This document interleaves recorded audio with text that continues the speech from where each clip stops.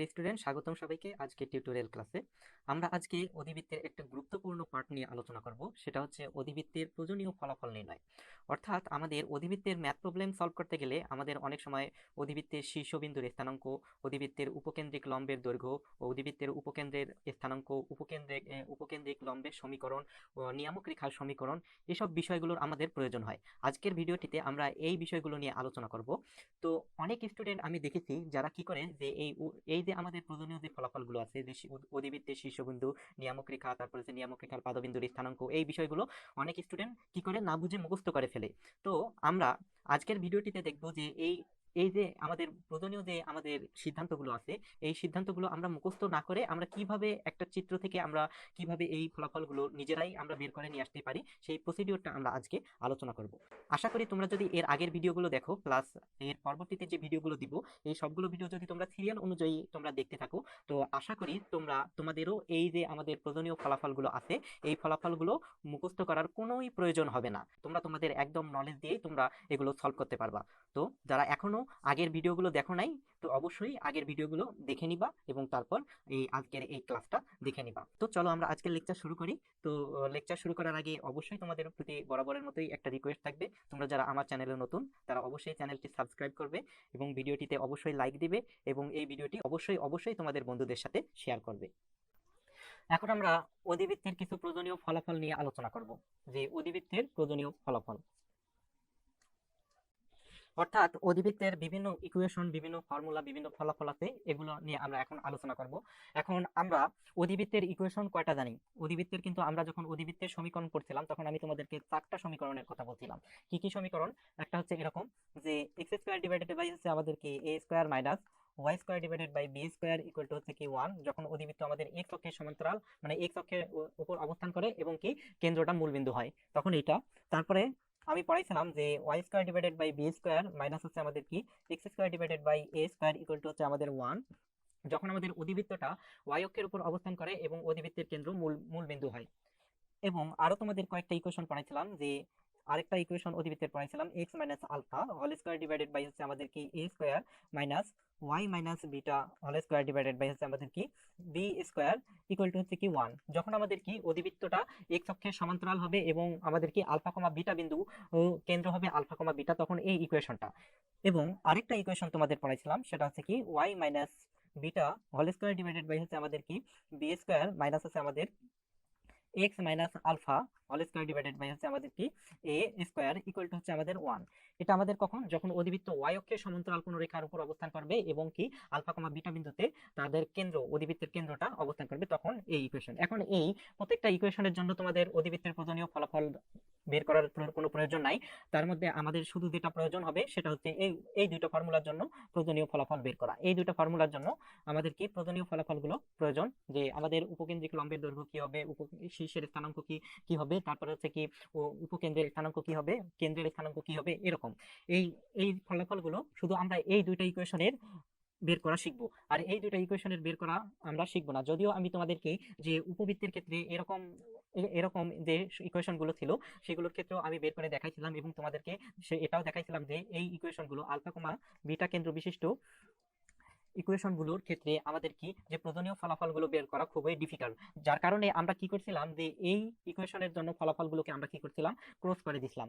Cross করে দিয়ে এই যে আমাদের প্রথম দুইটা ইকুয়েশন আছে, এই দুইটার ইকুয়েশনের আলোকেই কিন্তু আমরা এই ইকুয়েশনের ম্যাথগুলো আমরা কি সলভ করতে পারি। এটা আমি তোমাদের যখন উপবৃত্ত করাইছিলাম সেখানেও আমি তোমাদের দেখাইছিলাম। সুতরাং আমাদের অধিবৃত্তের প্রয়োজনীয় ফলাফল নির্ণয়ের ক্ষেত্রে আমি আবারও বলতেছি যে এই দুইটা ইকুয়েশন তোমরা কি করে দিবা, ক্রস করে দিবা। এই দুইটা ইকুয়েশনে তোমাদের কোনো প্রয়োজন নাই।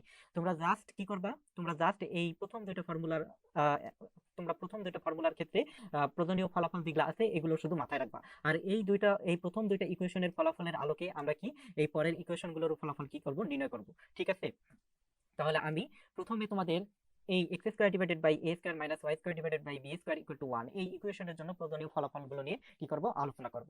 তাহলে দেখো যে X square divided by A square minus হচ্ছে আমাদের কি Y square divided by B square equal to হচ্ছে 1 সমীকরণের প্রয়োজনীয় ফলাফল।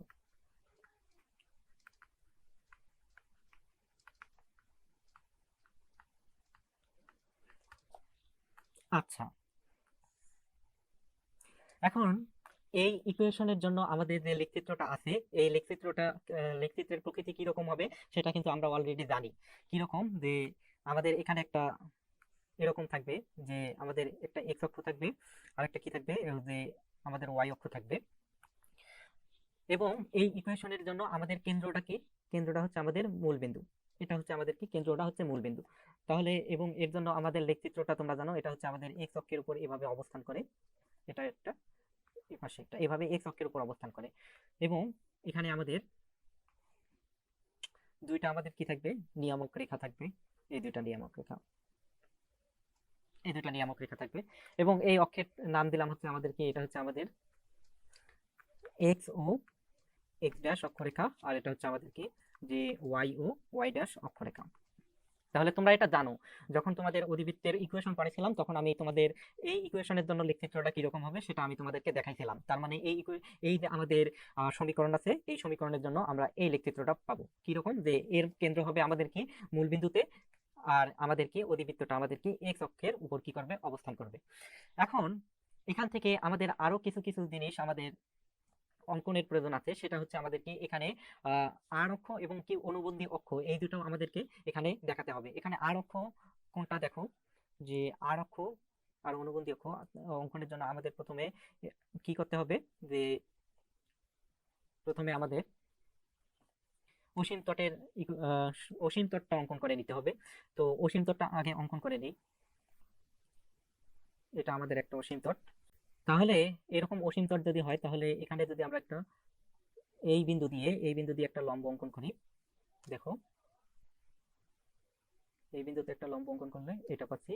আবার এই শীর্ষবিন্দুতে যদি একটা লম্ব অঙ্কন করি তাহলে এটা পাচ্ছি। এবং এই দুটা বিন্দু একটু যোগ করে দেই। আমি যেহেতু একটু এটা আনুপাতিক অঙ্কন করতেছি, যার কারণে চিত্রটা অ্যাকুরেট হবে না, এরকম।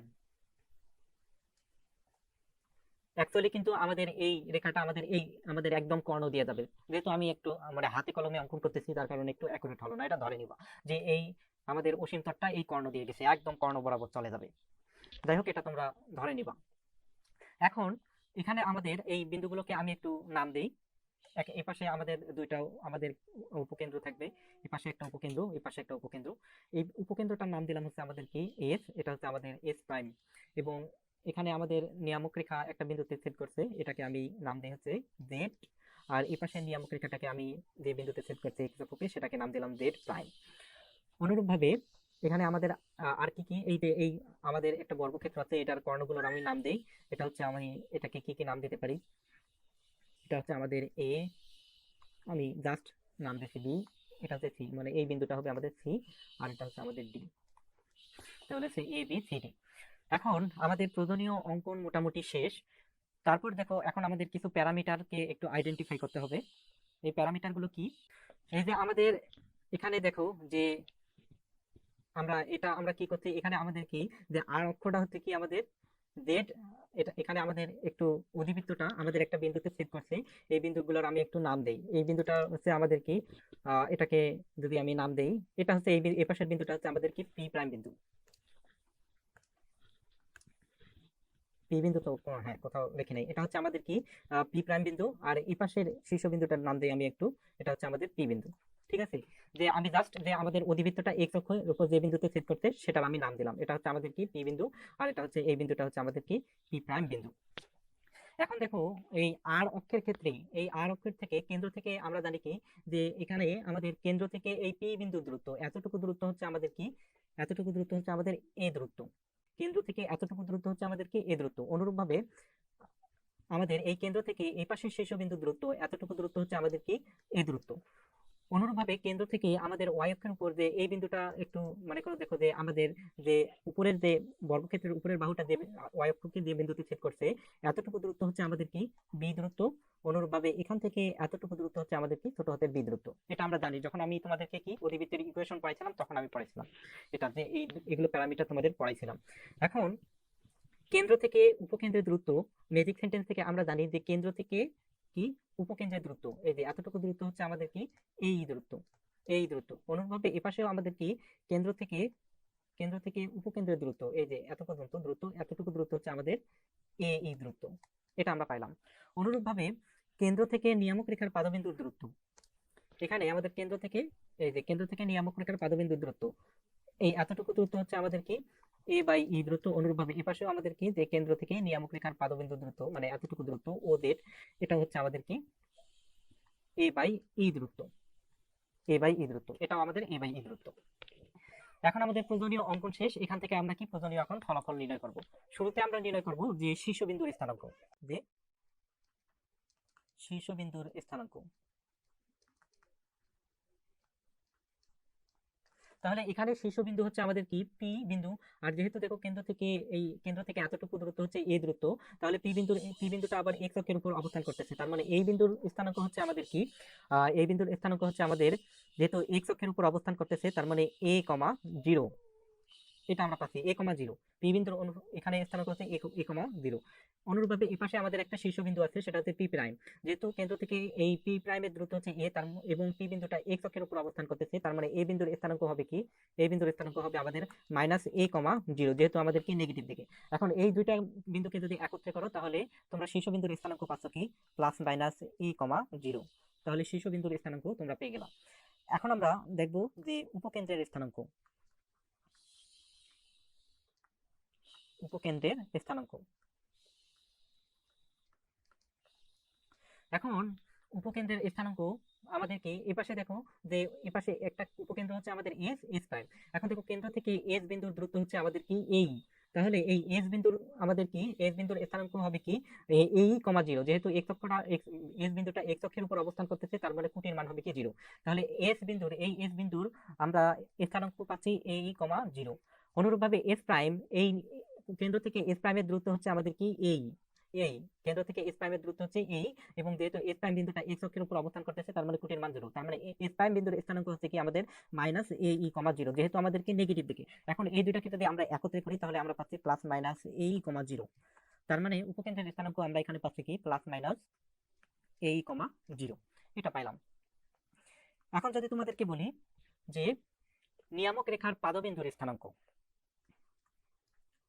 নিয়ামক রেখার পাদবিন্দুর স্থানাঙ্ক।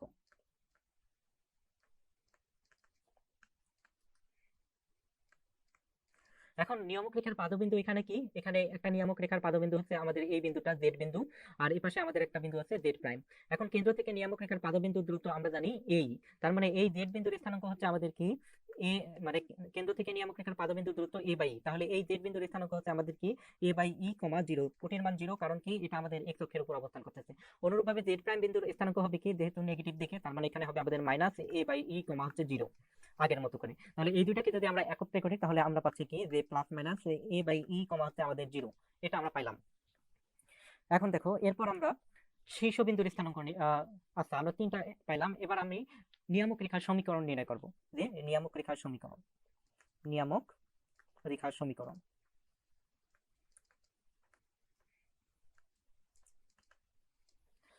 নিয়ামক রেখার সমীকরণ তাহলে কি হবে, আচ্ছা আমি একটু এখানে মিশাই দিই নিচে। তাহলে এখানে আমাদের একটা নিয়ামক রেখা, এই পাশে একটা নিয়ামক রেখা আছে, এই পাশে আমাদের একটা নিয়ামক রেখা আছে। যেহেতু এই যে নিয়ামক রেখার উপরস্থ বিন্দু একটা জেড বিন্দু, এবং এই কেন্দ্র থেকে এতটুকু দূরত্ব হচ্ছে এই এ বাই ই দূরত্ব, এবং এই নিয়ামক রেখাটা ওয়াই অক্ষের সমান্তরাল, তার মানে এই নিয়ামক রেখার ইকুয়েশন কি হবে, এই দেখো এই নিয়ামক রেখাটা আমাদের কি, যে ওয়াই অক্ষ থেকে এ বাই ই দূরত্বে অবস্থান করতেছে, তার মানে এক্স ইকুয়াল টু আমরা এখানে লিখতে পারি কি এ বাই ই। অনুরূপভাবে এই পাশের যে নিয়ামক রেখাটা, এটাও দেখো আমাদের কেন্দ্র থেকে এ বাই ই দূরত্বে অবস্থান করতেছে, এতটুকু দূরত্ব হচ্ছে এ বাই ই। তোমরা জানো যে কেন্দ্র থেকে নিয়ামক রেখার পাদবিন্দুর দূরত্ব হচ্ছে এ বাই ই, তার মানে এই নিয়ামক রেখাটা কেন্দ্র থেকে এ বাই ই দূরত্বে অবস্থান করতেছে, তার মানে এই নিয়ামক রেখার ইকুয়েশন হবে কি, যেহেতু এটা আমাদের ওয়াই অক্ষের সমান্তরাল, তাহলে এক্স ইকুয়াল টু হবে আমাদের মাইনাস এ বাই ই, যেহেতু আমাদের নেগেটিভ দিকে এই নিয়ামক রেখাটা। তাহলে এই দুইটা যদি তোমরা একত্রে করো, তাহলে ইকুয়েশনটা কি পাচ্ছ, যে এক্স ইকুয়াল টু তোমরা পাচ্ছ প্লাস মাইনাস এ বাই ই, এটা তোমরা পাচ্ছ। তার মানে নিয়ামক রেখার সমীকরণ আমরা এখানে পেলাম কি x equal to plus minus a by e. এখন আমরা উপকেন্দ্রিক লম্বের দৈর্ঘ্য উপকেন্দ্রিক লম্বের সমীকরণ দেখব, যে উপকেন্দ্রিক লম্বের সমীকরণ,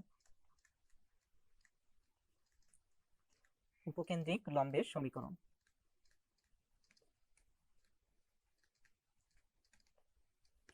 এখন উপকেন্দ্রিক লম্বের সমীকরণ কি হবে? এখানে আমাদের উপকেন্দ্রিক লম্ব অঙ্কন করা হয় নাই, প্রথমে আমরা আগে উপকেন্দ্রিক লম্বটা অঙ্কন করে নেই।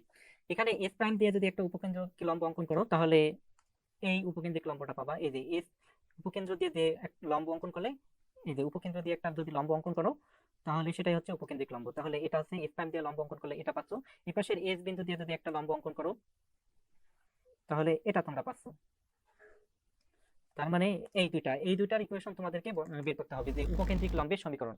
এখন এই পাশের উপকেন্দ্রিক লম্বটা দেখো আমাদের কি কেন্দ্র থেকে এই দূরত্বে অবস্থান করতেছে। আমরা জানি যে কেন্দ্র থেকে উপকেন্দ্রের দূরত্ব হচ্ছে আমাদের কি এই, তার মানে এই উপকেন্দ্রিক লম্বটা আমাদের কেন্দ্র থেকে এই দূরত্বে অবস্থান করতেছে। আর যেহেতু এই উপকেন্দ্রিক লম্বটা আমাদের কি ওয়াই অক্ষের কি সমান্তরাল, তার মানে এখান থেকে আমরা এই উপকেন্দ্রিক লম্বের ইকুয়েশন পাচ্ছি x ইকুয়াল টু হচ্ছে আমাদের এই। অনুরূপভাবে এই পাশের উপকেন্দ্রিক লম্বের ইকুয়েশন আমরা কি পাবো? দেখো এই উপকেন্দ্রিক লম্বটাও আমাদের কেন্দ্র থেকে এই দূরত্বে অবস্থান করতেছে, কারণ আমরা জানি কেন্দ্র থেকে উপকেন্দ্রের দূরত্ব হচ্ছে আমাদের কি এই। তার মানে যেহেতু এটা নেগেটিভ দিকে, তাহলে তোমরা এখানে পাচ্ছ x ইকুয়াল টু হচ্ছে আমাদের কি মাইনাস এই। এখন এই দুটো ইকুয়েশন যদি তোমরা একত্রে করো তাহলে এখানে কি পাচ্ছ? যে x ইকুয়াল টু হচ্ছে আমাদের প্লাস মাইনাস এই। তাহলে উপকেন্দ্রিক লম্বের ইকুয়েশন আমরা পেয়ে গেলাম। এখন আমরা দেখব যে আর অক্ষের দৈর্ঘ্য, আর অক্ষের দৈর্ঘ্য।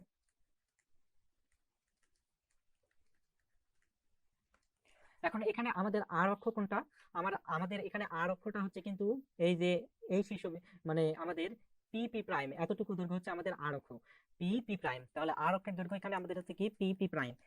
এই যে পি বিন্দু থেকে এই বিন্দু থেকে এই বিন্দু দূরত্ব পি পি প্রাইম, আর কেন্দ্র থেকে পি বিন্দু দূরত্ব হচ্ছে এ। অনুরূপভাবে এই পাশেও কেন্দ্র থেকে পি প্রাইম বিন্দুর দূরত্ব হচ্ছে এ। তার মানে আর অক্ষের দৈর্ঘ্য আমরা পাচ্ছি এখানে 2a। আবার অনুবন্ধী অক্ষ এখানে কি? অনুবন্ধী অক্ষ হচ্ছে আমাদের এটাকে যদি আমি একটু উপরে এটাকে নাম দেই, এই বিন্দুটাকে একটু নাম দেই টি, আর এই বিন্দুটার নাম দেই টি প্রাইম। তার মানে এখানে আমাদের অনুবন্ধী অক্ষ হচ্ছে আমাদের টি টি প্রাইম। তার মানে এখানে দেখো যে অনুবন্ধী অক্ষের দৈর্ঘ্য,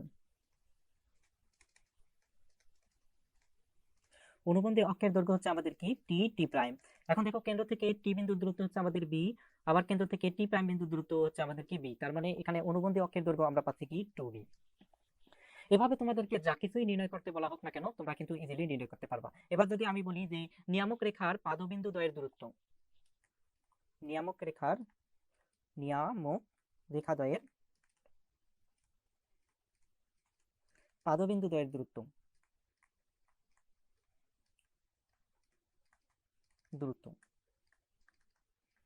তাহলে এখানে আমাদের নিয়ামক রেখা দ্বয়ের পাদবিন্দু কোনটা কোনটা? এখানে আমাদের নিয়ামক রেখার পাদবিন্দু, এখানে আমাদের একটা জেড বিন্দু আর একটা হচ্ছে জেড প্রাইম।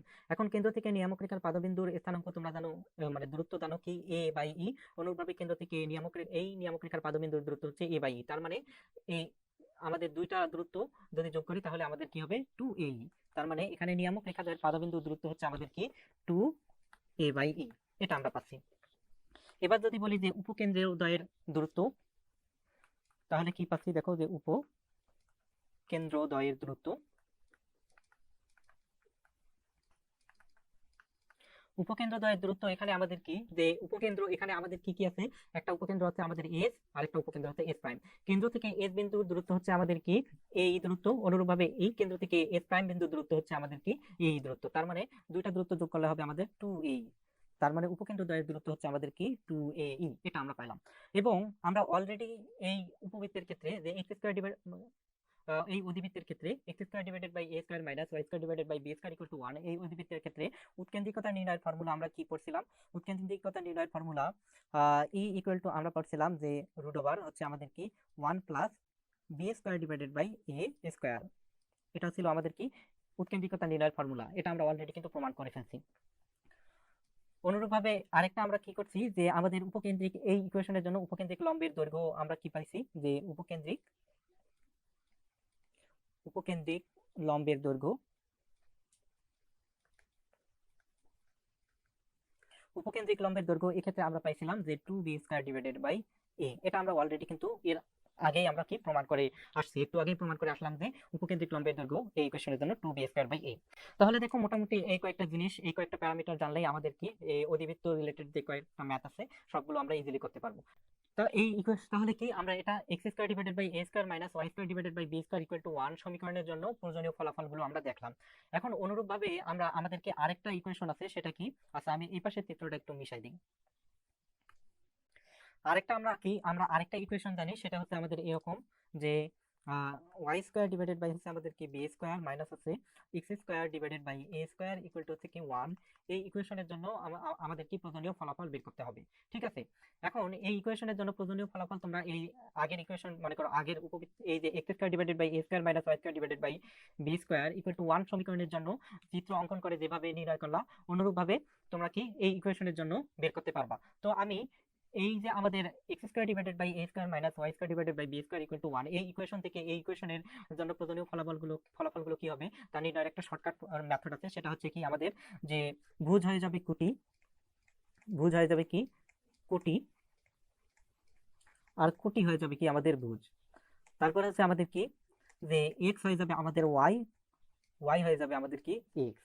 তারপরে আমি বলছি যে এ থাকলে হয়ে যাবে বি, বি থাকলে হয়ে যাবে কি ই। তোমরা যদি এই তিনটা জিনিস যদি মাথায় রাখতে পারো, তাহলে এই X square divided by A square minus Y square divided by B square equal to 1 সমীকরণের জন্য প্রয়োজনীয় ফলাফলগুলো আলোকে Y square divided by B square minus X square divided by A square equal to 1 ইকুয়েশনের জন্য প্রয়োজনীয় ফলাফল তোমরা বের করে নিয়ে আসতে পারবা।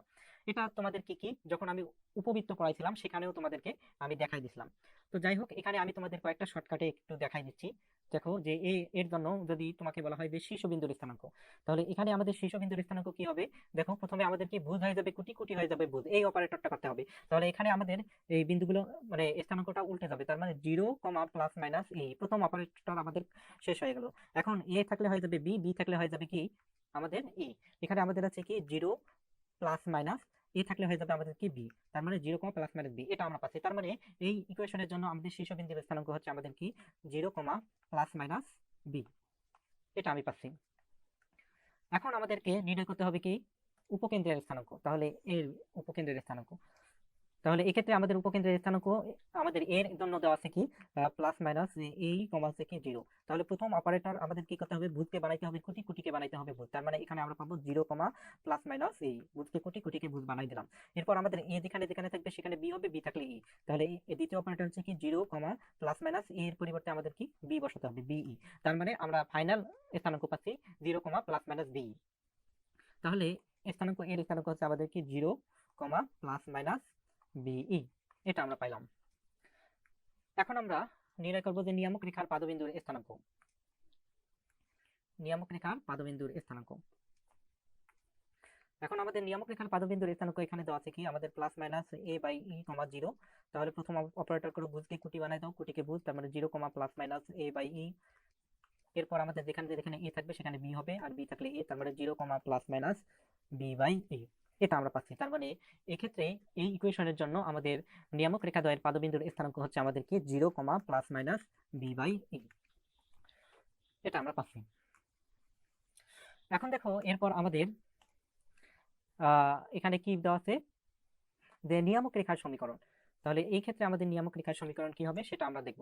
তাহলে এখানে আমাদের নিয়ামক রেখার সমীকরণ দেওয়া আছে কি যে এই ইকুয়েশনের জন্য নিয়ামক রেখার সমীকরণ দেওয়া আছে আমাদের x ইকুয়াল টু হচ্ছে আমাদের কি প্লাস মাইনাস a বাই ই, এটা আমাদের দেওয়া আছে। তাহলে প্রথমে আমাদের ভুজ হবে কোটি, কোটি হবে ভুজ, যেহেতু এখানে আমাদের এটা বিন্দু নয় একটা সমীকরণ, তাহলে ওই অপারেটর আমাদের এখানে প্রযোজ্য নয়। এখানে আমাদের x থাকলে হবে y, y থাকলে হবে x। তার মানে x এর পরিবর্তে আমরা লিখবো y ইকুয়াল টু হচ্ছে আমাদের প্লাস মাইনাস এর পরিবর্তে আমরা লিখবো b, b বাই ই। তার মানে এটা আমরা পাচ্ছি। তাহলে এক্ষেত্রে আমরা পাচ্ছি y ইকুয়াল টু হচ্ছে আমাদের কি প্লাস মাইনাস b বাই ই, এভাবে আমরা এটা পাচ্ছি। অনুরূপভাবে এভাবে সবগুলো তোমরা কি নির্ণয় করতে পারবা।